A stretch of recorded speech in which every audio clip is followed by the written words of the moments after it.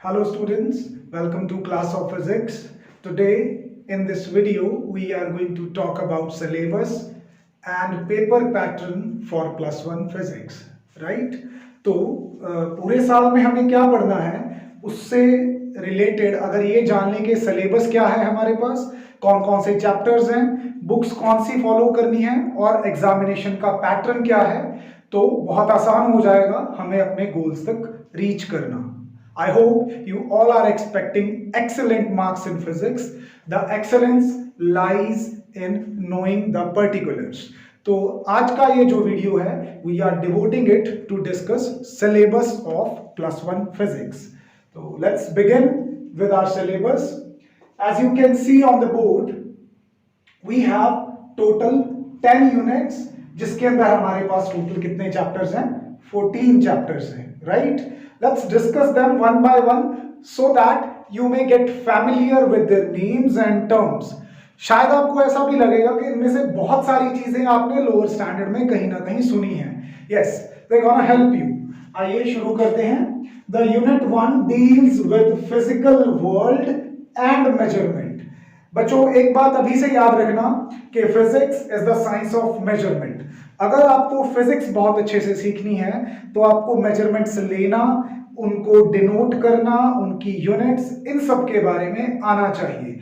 तो जो हमारा यूनिट 1 है जिसके अंदर चैप्टर 1 और चैप्टर 2 है, physical world, units and measurement, this whole unit deals with the basic things of physics, right? कैसे क्वांटिटीज को मेजर किया जाता है, कैसे उनकी डिनोशन होती है, and what are the fundamentals in physics.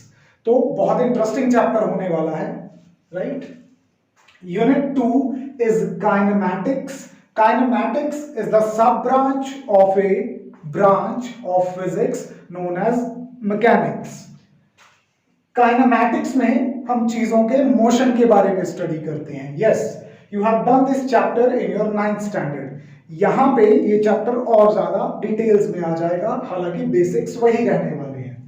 तो इसके अंदर हमारे पास दो चैप्टर हैं. Chapter 3 which deals with motion in a straight line, chapter 4 which deals with motion in plane, 2-dimensional और 3-dimensional दोनों में.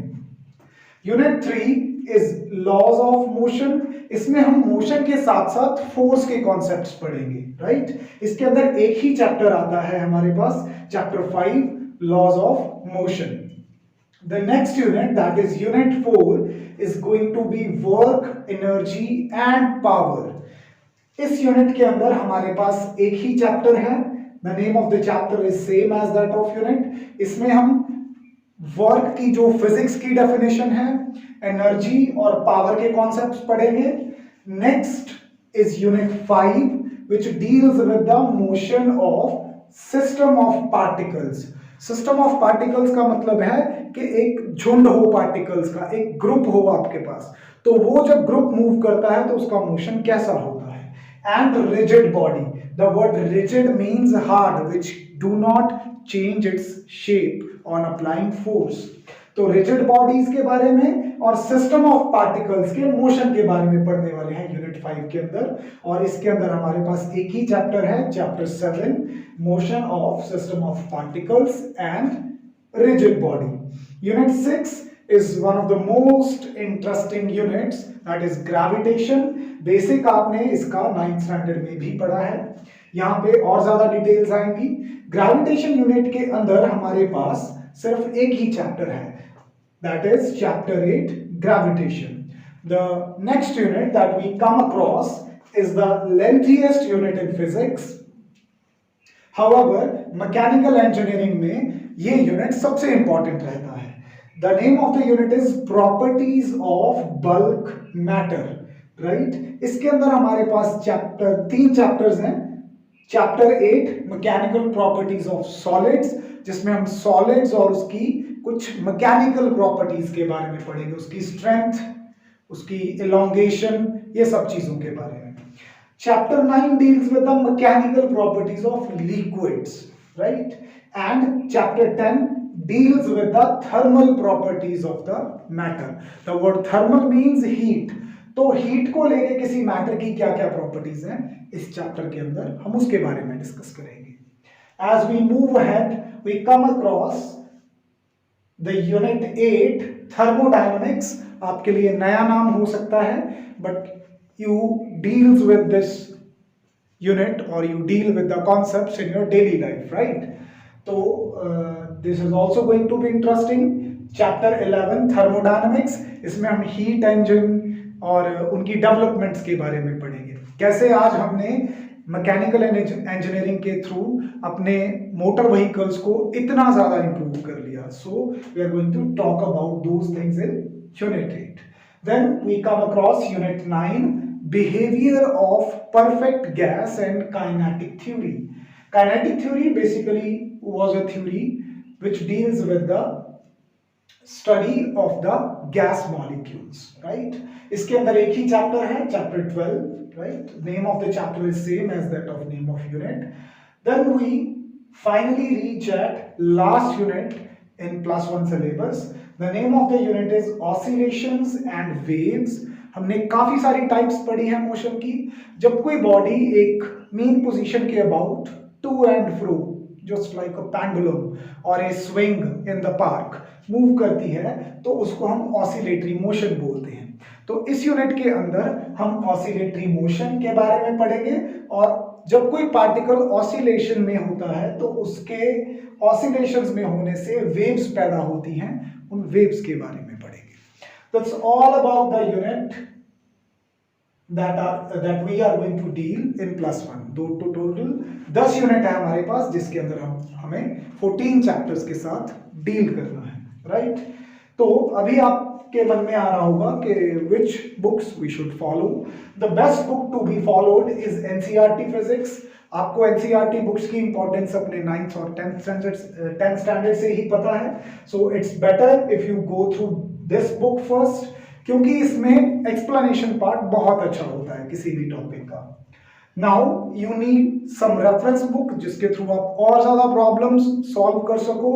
You may read more and the book that we use here will be New Simplified Physics. The name of the book is New Simplified Physics. This has been written by S.L. Arora. Dhanpat publications की है ये। इसमें 2 volumes होते हैं, volume 1 and volume 2। Volume 1 में कुछ units आ जाते हैं, बाकी यूनिट वॉल्यूम 2 में होता है, ठीक है? So this is it about your books. Next we have examination. तो +1 में जब आप फिजिक्स पढ़ते हो तो आपको इवैल्यूएट कैसे किया जाता है, आपकी इवैल्यूएशन कैसे होती है। तो इवैल्यूएशन के 2 पार्ट्स होते हैं यहाँ पे। एक तो आपका 70 मार्क्स का थ्योरी पेपर होता है, रिटन पेपर, और 30 मार्क्स के आपके प्रैक्टिकल एग्जाम्स होते हैं। प्रैक्टिकल एग्जाम्स के अंदर भी एक रिटन एग्जाम और कुछ प्रैक्टिकल परफॉर्मेंसेस आते हैं। Now some schools conduct practicals, some schools deals with internal assessments including in the practicals. तो ये आपके पर्टिकुलर स्कूल पे डिपेंड करते हैं आपके marks. You have to focus on these marks first, right? Now paper जो आता है हमें फाइनली, उसका पैटर्न क्या रहता है? पैटर्न कुछ आपके 10th के एग्जाम जैसा ही रहेगा, एक्सेप्ट फॉर द फैक्ट कि 10th में आपने साइंस का एग्जाम 80 मार्क्स का दिया था, यहाँ पे 70 का है। आउट ऑफ दो 70, 20 मार्क्स की आपको ऑब्जेक्टिव आनी है, जिसमें क्या क्या आ जाते हैं आपके मल्टीपल चॉइस क्वेश्चंस आ जाते हैं। You may be having fill ups in your question paper, then true false, one word question answers, match the columns and assertion reason problems. तो आपके जो 20 मार्क्स हैं, those are mix up of these things, ठीक है? इनमें से कुछ MCQs, कुछ फिल-अप्स, कुछ ट्रू फॉल्स, ठीक है? इन सबका कॉम्बिनेशन आपका मिलके 20 मार्क्स बनाता है, कैरिंग 1 मार्क ईच। अभी जो 50 मार्क्स बचते हैं, यहाँ पे आपको सब्जेक्टिव पेपर आता है। सब्जेक्टिव पेपर का मतलब होता है कि जिसमें आपको एक्सप्लेन करके लिखना होता है। तो इसमें 3 टाइप के क्वेश्चन आते हैं according to standardised pattern. Short answer type 1, जिसमें हमें 2 मार्क्स के क्वेश्चन आते हैं। शॉर्ट आंसर टाइप 2, जिसमें हमें 3 मार्क्स के क्वेश्चन आते हैं। Then we have long answer type, जिसमें हमें 5 मार्क्स के क्वेश्चन आते हैं, ठीक है? The blueprint remains same in all schools. However, the division of marks according to the unit or chapter may vary, right? So that's all about the syllabus, your books, your examination and your paper pattern. The benefit of knowing this is that you must know कि आपको पूरा साल पढ़ना क्या है, आपके goals क्या हैं, आप कैसे उनको अचीव करने वाले हो, right? That's all about this part of video. I hope the things are clear. इन चैप्टर्स को या यूनिट्स को, this table you can form it on the first page of your notebook so that it remains with you throughout the year. That's all about today. Meet you in the next lecture. Thank you.